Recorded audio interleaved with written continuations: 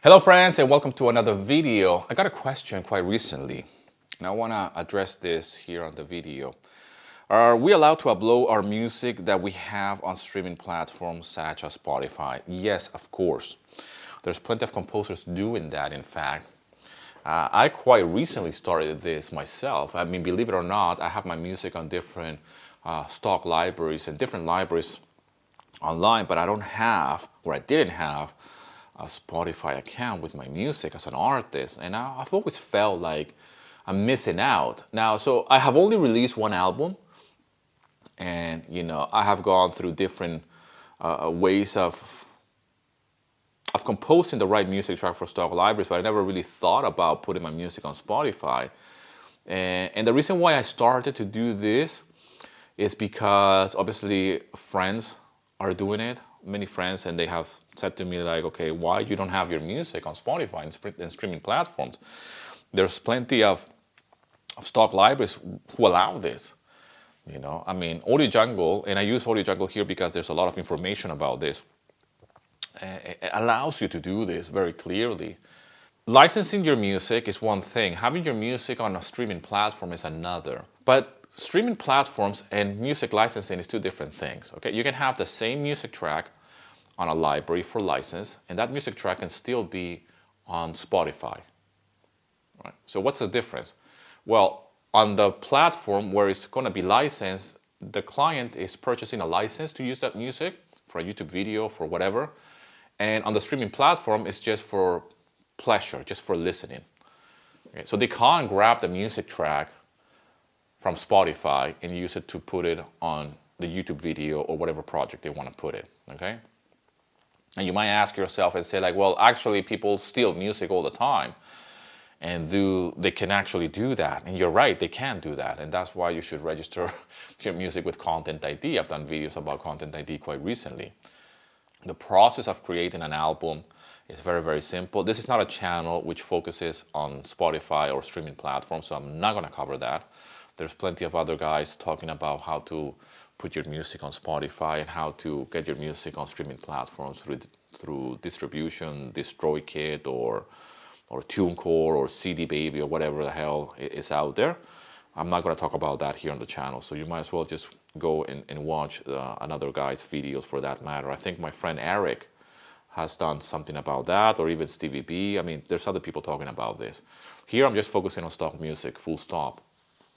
But you can certainly do that. I've done that. Like I said, I only have one album, but those music tracks are in different libraries for license. So you can see how that works, right? So one is for a license, the other one is just for listening pleasure, that somebody can just listen for, okay? That's the main difference, but you can do that, all right?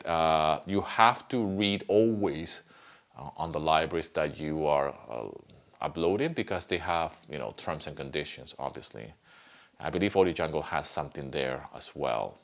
If your music is part of something, you're not going to be able to do it or something like that. You have to be very careful, obviously. You have to read the agreement and the small print, all right? I can't stress that enough, but, sometimes people do not read things and they just join them. But you have to be very careful. There's another library that says that they don't accept any music that is part of Musical Alliance. I don't know what that is. Forgive my ignorance, but I believe it's some type of distribution, all inclusive, like they distribute your music. I could be wrong. I mean, I could completely be wrong, but again, there's some distributions, platforms that they do everything, that you upload your music track, they distribute it to different streaming platforms, and they take care even of music licensing for that matter. Music licensing, Content ID, the whole lot. And I'm not so heavily invested in this type of platforms. I know Song Trader has become something like that. I have a friend who's involved with Song Trader, and he has his music there for licensing, of course. He gets some type of, or at least back in the day, I used to get some opportunities, like some type of briefs, and you will submit them.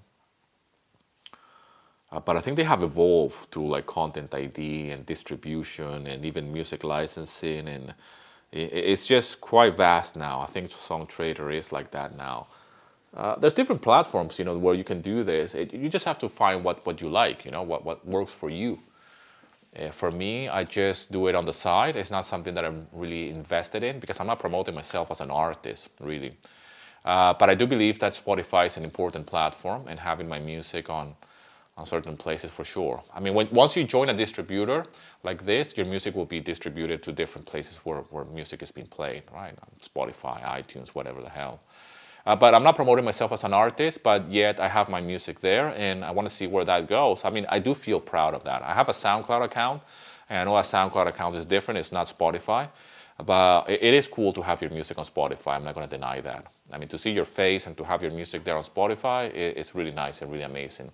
I am going to be creating more albums on Spotify for sure, and I have this concept of showcasing my work really, because I know there's libraries that want you to have some type of an online presence as a composer, and they want to be able to see your music not only on SoundCloud but as well. Obviously, they expect you to be on Spotify, really, isn't it? I mean, if I'm a composer and I'm a musician, I usually send people to the libraries where I have my music. I don't send them to Spotify, but I should have a Spotify account. It's a side project for me, really. It's a fun thing. Can you earn money with that? Of course, absolutely. You can certainly make money with it. Again, it's the same conversation that streaming platforms are ripping us off and all of this. I'm not expecting to make a living out of that, but however, it's just another tool for us. And I have my account. It was a little bit overwhelming, I got to confess, to join a distributor first and then open my SoundCloud account, my Spotify account as an artist. And I don't know, I thought it was a much straightforward process. I had to get my music reviewed as well by the distributor and all of this. But yeah, it's time consuming, I gotta say that. But I've only released one album, so now that everything is in place, because I think when you release the first album, then I guess after that it just becomes easier. I could be wrong, I don't know. We'll see how it goes. But I'm not sharing here on the channel anything that has to do with streaming platforms or anything like that. Like I said, it's just about stock music libraries. If you're new to this, you would like to learn how to make money selling your music on stock libraries, download my free guide link in the description. By far the easiest way to earn money really is by selling your music on stock libraries.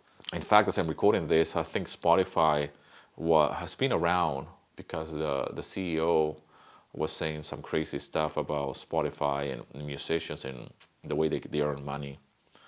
So it's one of the things, I mean, I do miss back in the day CDs. There's something special about going to a shop and buying a CD and looking at the artwork and the paper and grabbing the actual CD. But on the other hand, I really like technology. I mean, there's something about having all the music available just on your smartphone. I mean, I pay for Spotify so I can listen to music, and I have a family plan so I can listen to music on Spotify, my wife and my daughter, especially for my daughter as well. And it's crazy that you can just listen to any track, man, including our music. I mean, one day I might feel like listening to the Beatles, and then the next second I might feel like listening to Guns N' Roses or whatever. But we need to commit to listening. I mean, the listening experience is so different, but we do have access to a lot of music. I mean, there's music that I would have never ever discovered if it wasn't for Spotify and streaming platforms. I have to say that, because I'm already paying a fee every single month, and I have a family plan, like I was saying, with Spotify. So if I have my music there and somebody is looking for music, there's no reason why I shouldn't appear in conjunction with other artists, right? If I put myself in somebody else's shoes, right? So I am a consumer, but I am a producer as well. So I consume Spotify, so why not be involved as well with Spotify and streaming platforms so somebody can find my music? I have found quite a lot of independent artists, great tracks, man. And I only like one song, but that's the nature of streaming platforms. But I found so many good artists. I have no idea who they are, and they just have like singles. They only have singles. Like I'm like, well, people don't release albums anymore. They just release singles. And there's one particular single that is just going, bonkers in their profile. and I like the song. I think it's a really good song. And I think streaming platforms play a big role in that. You can discover so much music, man.